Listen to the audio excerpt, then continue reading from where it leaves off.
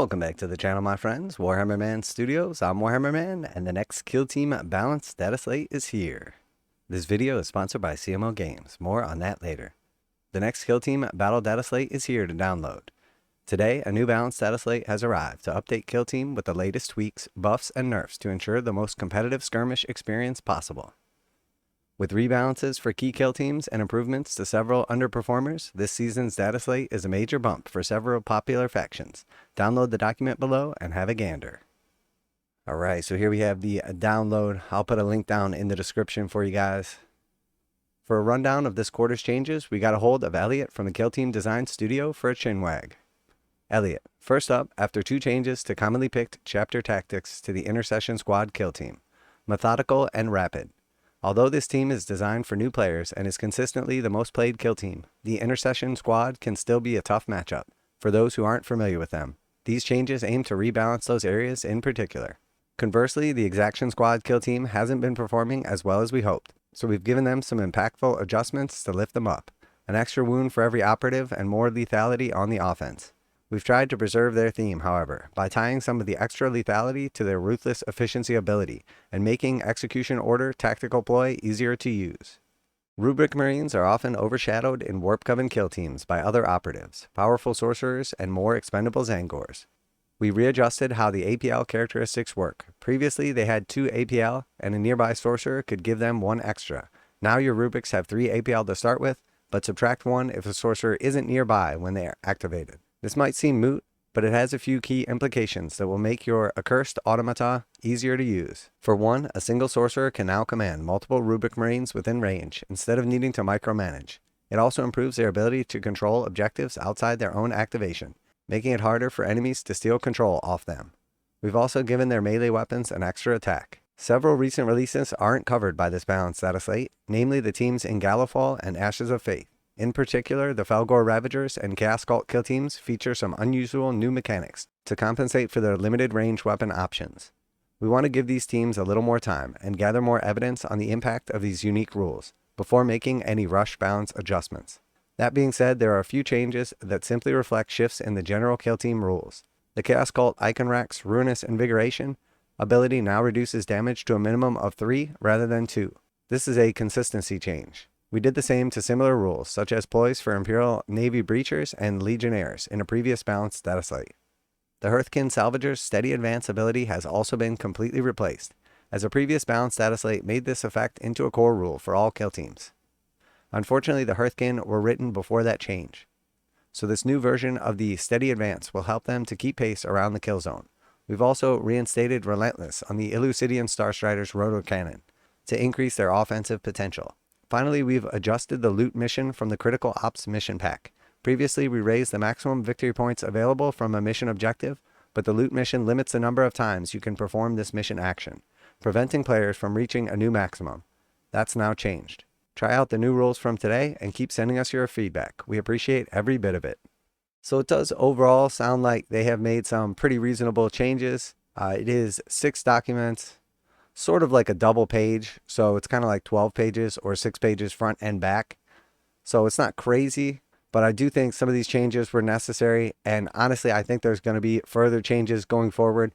I have not been keeping up on Kill Team nearly as much lately, have not played for a while now, and honestly everything I've heard is that the new Chaos Cultists and the Felgor Ravagers are both extremely overpowered. I've heard they are both very, very strong, so I would imagine they're going to tone them down some point in time in the near future.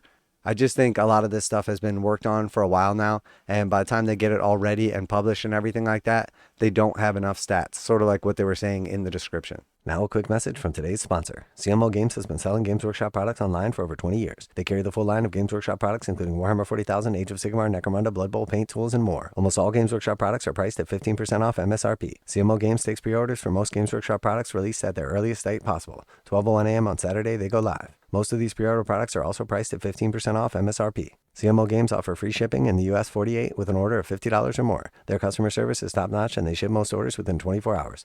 Visit CMOGames.com using the affiliate link in the description and let them know that you heard about CMO Games from Warhammer Man. Now back to the video. So if we just kind of scroll down through here, this is basically all for the Intercession kill team. Okay, so maybe I clicked on the wrong link. Okay, here's the one we're looking for. So the balanced Dataslate is 5 pages. I guess they just updated the Kill Team Intercession Squad and like threw that link at the bottom because it is free rules. So yeah, 5 pages. We can basically see that they have kept all of the stuff from the previous balanced Dataslates in here.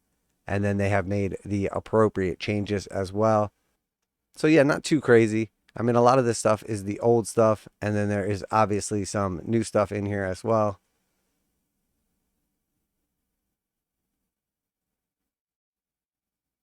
So yeah, we'll let some of the more dedicated Kill Team channels like really dive into this and dissect it.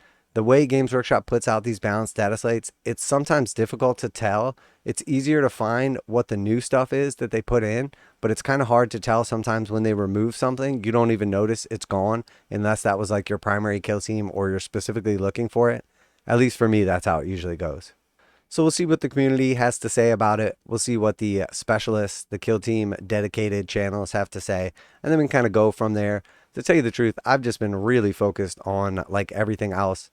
I've been doing a lot of work on some commissions I'm getting ready to finish up, and then also been prepping for Warhammer 40,000 new edition and all the excitement behind 10th. So yeah, very cool. Definitely looking forward to see where this kind of balances out at. And then also we know we're getting ready to start a new edition of Kill Team. So we did recently have that sort of like Kill Team expansion, but it didn't really fit into this season. But from what I understand and the direction everything is going in, the Gallo Dark has been destroyed, and now we're going to be presuming back in like the open field combat. So I'm really looking forward to what the new terrain is going to be in the season, looking forward to the new kill teams in the season and the forthcoming announcements. But I do really like the indoor setting, and I absolutely love the terrain and everything like that. So hopefully going forward for casual play and then also tournaments, we're going to see a lot of like mixed games. So you'll have basically like 4 matches in a tournament or something like that, and you'll get to play 2 indoors and 2 outdoors. So it'll kind of benefit teams that can do well in both, rather than ones that excel in one or the other. And I think that's what we typically saw in the past with previous editions of Kill Team and like the competitive settings. So I would imagine it's probably going to be like that going forward. Plus, a lot of people have spent a lot of time painting up all of their Gallo Dark like indoor Kill Team stuff. So nobody wants to just throw that in the shelf or in the bin.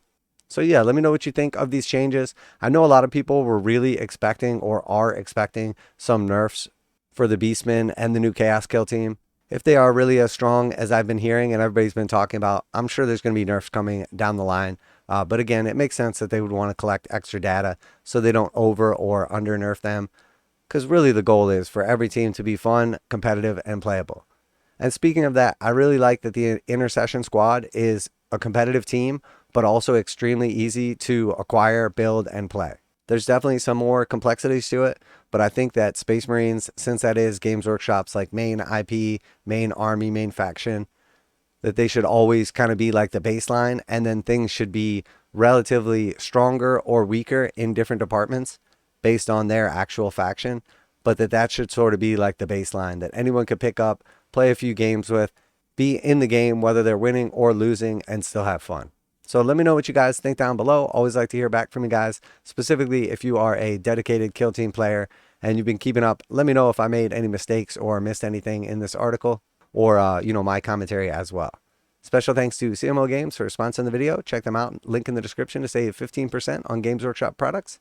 That's it for today. Warhammer Man Studios. I'm Warhammer Man, and I think it's about time we come out of the dark. And I'm out of here.